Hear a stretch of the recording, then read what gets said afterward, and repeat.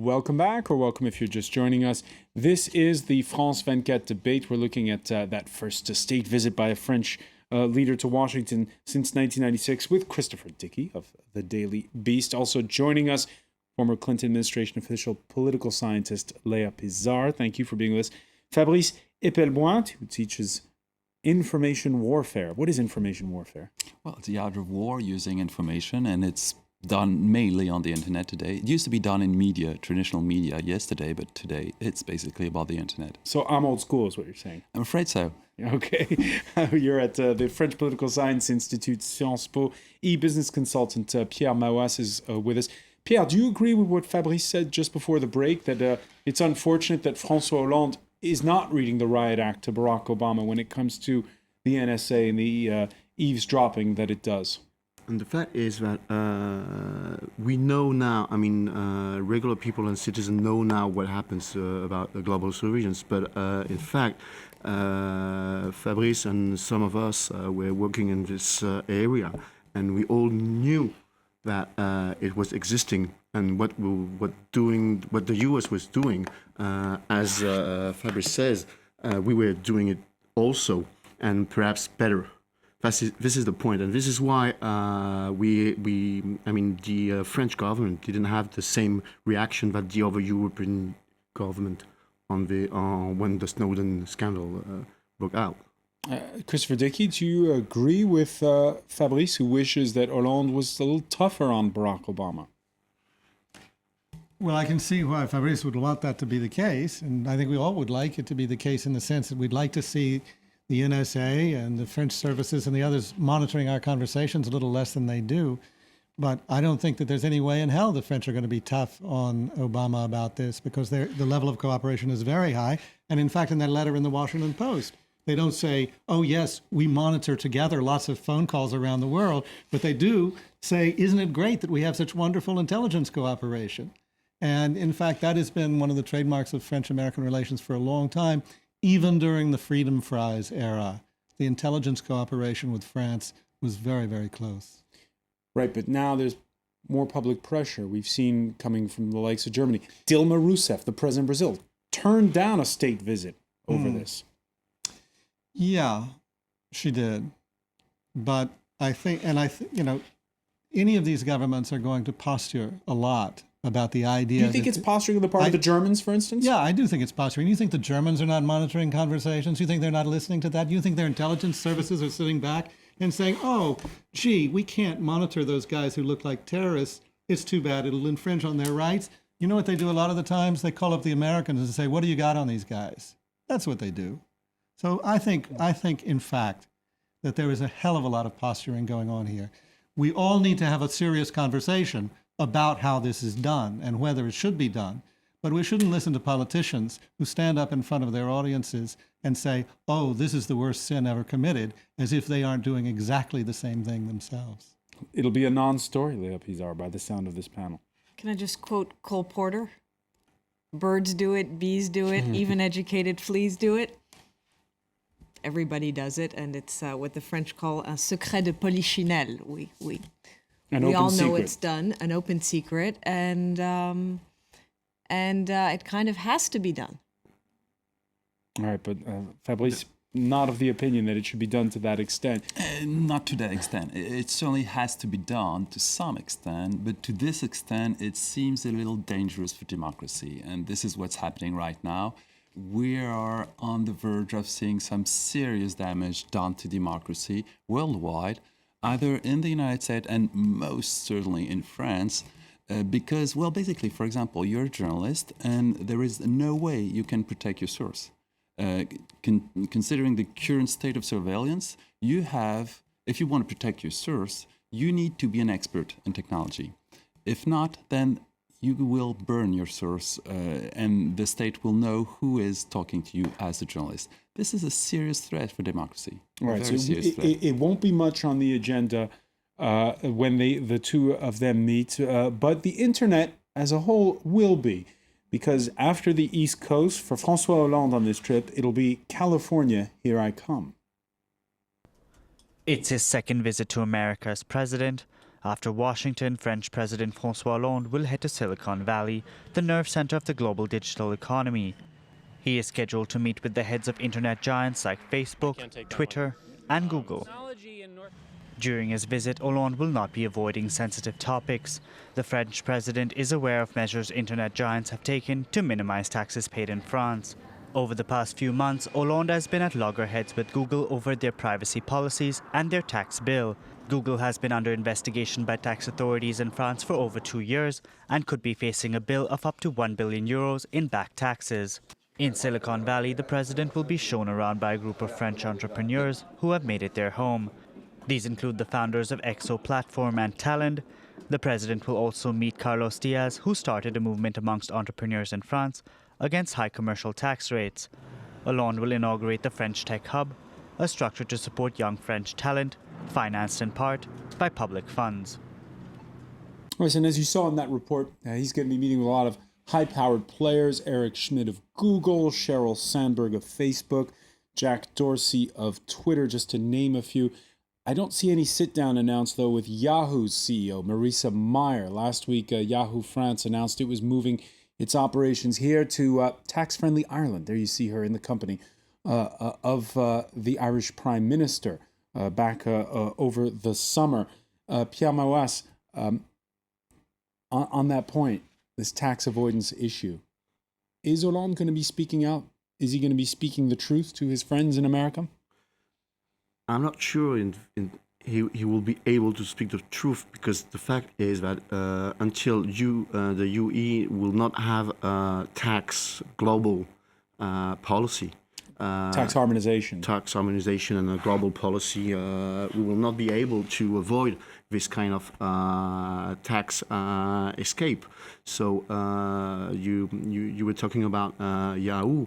But this was the first thing they done when they heard that perhaps Google will pay about 1 billion tax refund. So they just skipped to Ireland. So I think we, before talking to the Americans about what we should do, what they should do, we should perhaps in the UE do the harmonization and not especially only on fiscal issues. Fabrice, is that the point, that we should be pointing the finger at Brussels here, not at Washington? Definitely. I think the main problem is that we should have the same taxes all over Europe. And until we have this, we lost. There's no way any company is going to stay in France if they can go a few hundred miles away and pay much less tax. And France, yes, there's a lot of taxes in France. So there's no point in staying in France for a company like Yahoo.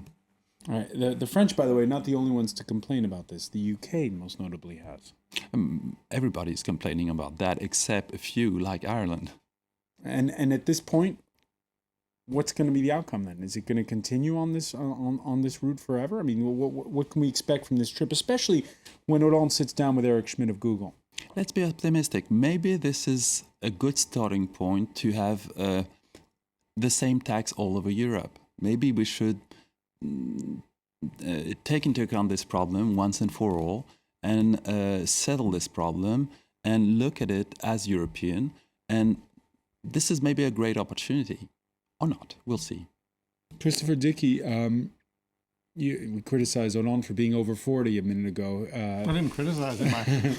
I think everybody knows I'm over 40. In this case, going to Silicon Valley, meeting with these CEOs, what's going to be the takeaway of that, do you think, for the French president? Well, it could be pretty embarrassing. I mean, as things often are with President Hollande, he could look silly, which is something that happens with him a lot. But he may also learn quite a bit from the people he talks to. I mean, when he sits down with Eric Schmidt, they may have a perfectly cordial conversation in which they actually address a little substance. I don't know. But I have a feeling it's going to be a collection of photo ops. It'll say, "Oh, I'm looking at this." Didn't he just went to a high-tech company here in Paris a couple of days ago? Vente privée. I'm betting on something really stupid. I mean, just as today, Claude Sérillon was This is the communications advisor to the president. To the president, and he was, well, kind of promoted as head of the internet for the lycée. And basically this the presidential palace. The president palace. And basically this guy has no Twitter account, no Facebook account, not even a LinkedIn profile. And Probably he worried now about the controls... NSA, maybe. But still, it looks really ridiculous. I mean, a guy who doesn't even have a Twitter account, who is now heading everything internet related for the president. Come on, it's ridiculous. Leah PISAR. I'm going to reveal that I'm over 40 because I remember when François Mitterrand went on his famous trip to the States at a more difficult time because it was during the Cold War. Ronald Reagan was president. 1984. And he had just made his economic turnaround and was moving toward the center. But before that, Washington was very worried about this new government that had 4 communists in it. But anyway, Mitterrand went to Silicon Valley, and he also went to Pittsburgh, to Carnegie Mellon, to really see the highest tech in computer science and in robotics. And there was a desire to bring some of that back. So maybe in the spirit of exchanges and free trade, Mr. Hollande will bring back some wonderful things in his baggage. I'm an incurable optimist. Yeah, but right now it goes the other way around. French tech guys, engineer, everybody who wants to sell a startup has a tendency going from France to the United States. As we told this earlier, the first foreign community in Silicon Valley is French. The major problem we have in high school today is seeing all those brilliant students flying away from France and selling companies. But are they going for a bit of work experience, or are they going there to stay? No, they're not going for Some work of them experience. are coming back. Some of them, most of them, are staying over there. We'll see if most of them will stay, because it's quite complicated to stay a long time in the States when you were French. This is a particularity of French people. I mean, you can have 5 years there or 5 to 10 years, but one day you come back. This I'm sure about that. But the fact is, and you've got the point, Fabrice, is when you say about coincides, who's now in charge of internet. For the government, the problem is more. We have a main problem about the culture here in France, and the education is, and this is a main problem for our companies and for the startups, as for the huge groups. That's been that the people that rules right now the companies are just.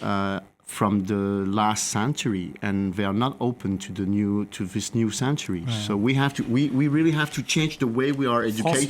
François Mitterrand, on the trip that Leah PISAR was alluding to back in 1984, where he met Steve Jobs, who was then 29, said the French are not very good salesmen or advertisers.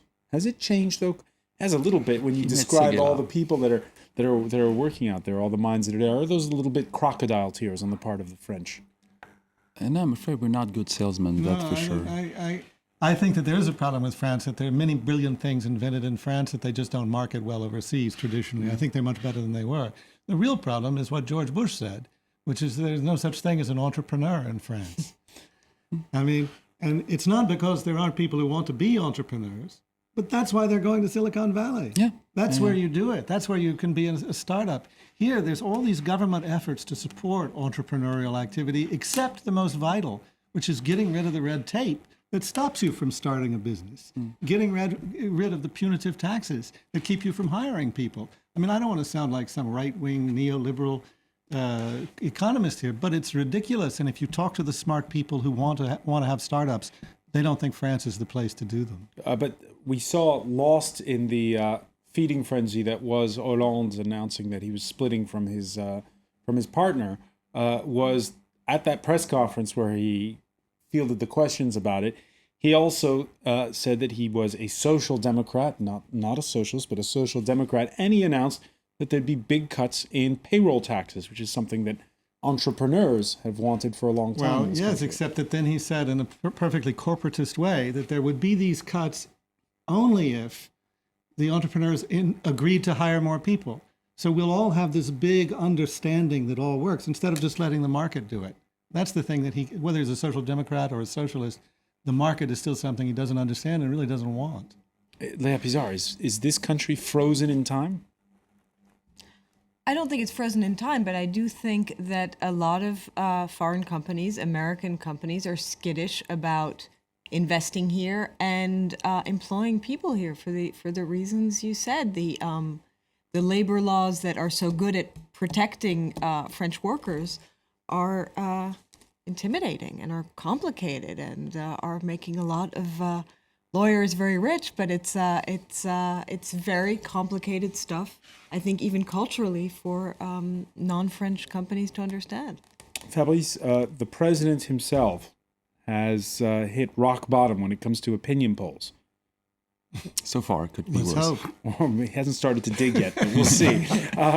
When he comes back from this trip from the U.S., what should he do when he's that low in the polls and he's just met all these people in Silicon Valley? Gosh, I have absolutely no idea. I wouldn't like to be in his chair.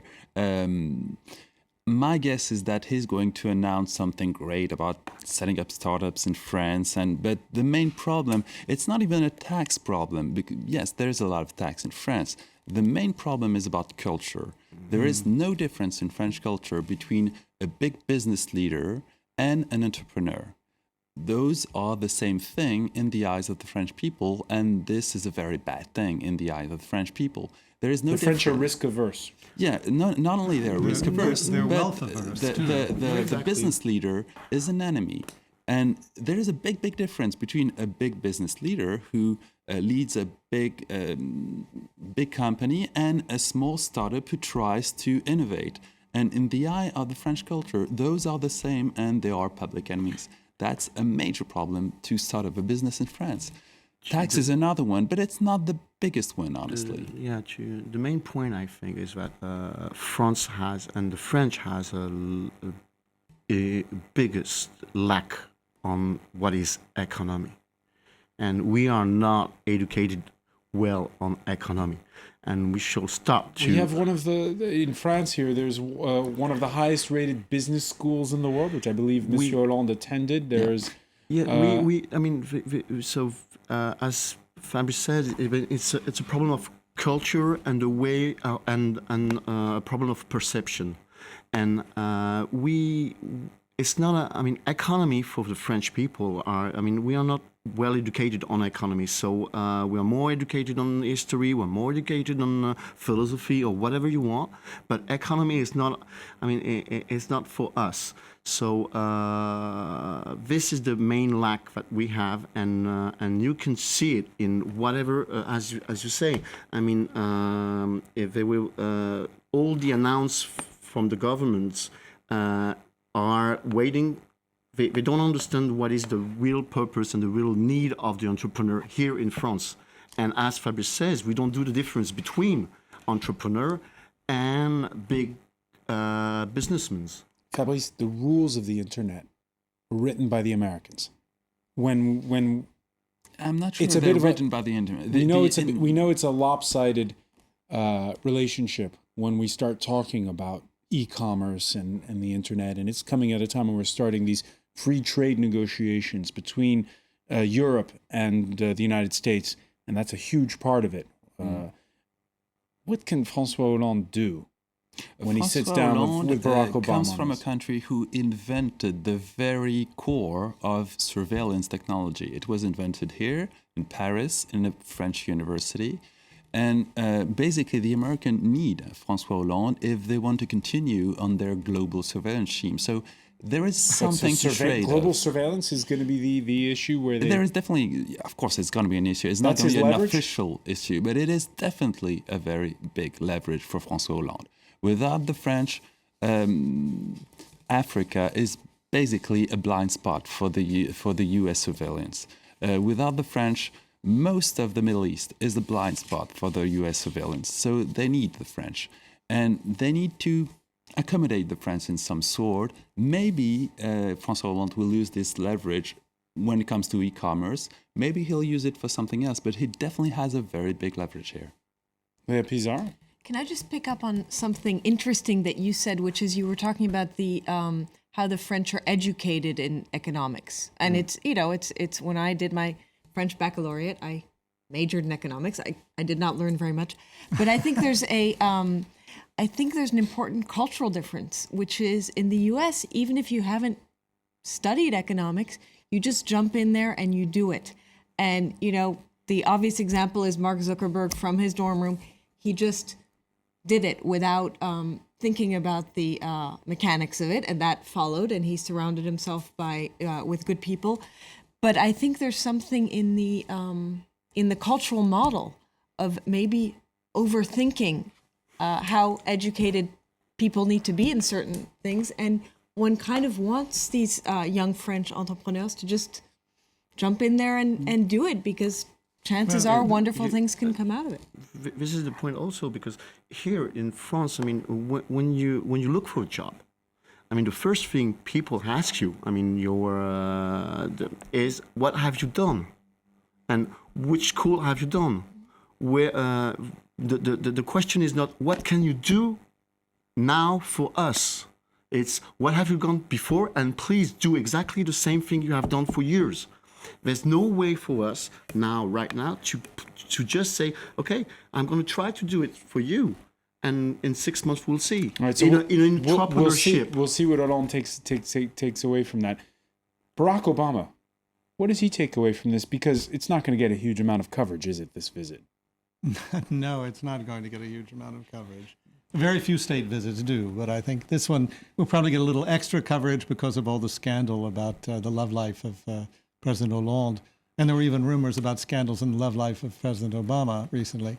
But that sort of thing, of course, trivializes the whole visit. I don't think Obama's going to get much, but to the extent that there is good chemistry, as Leah says, between Hollande and Obama, then it is useful to have the president of France being on your side, especially in these questions of surveillance and the kinds of things that they won't be talking about publicly. And the Obama administration, since 2009, has been trying, as it says, to pivot towards Asia. A White House spokesman last week said that the negotiations over a free trade agreement with both Europe and Asia should go hand in hand. But in point of fact, is this, again, whenever he's seen with someone from Europe, does this kind of just draw him away from Asia? No, I don't think it draws him away from Asia. I think it's very clear that they want to be looking toward Asia. But you don't want to totally alienate your old friends either. I mean, nothing will hurt America more than if Europe starts to get the idea that it's being just ignored by the United States. And we have a pretty shaky European Union these days, with a lot of centrifugal forces going on. I think the United States has an interest in a good, solid relationship with a good, solid Europe.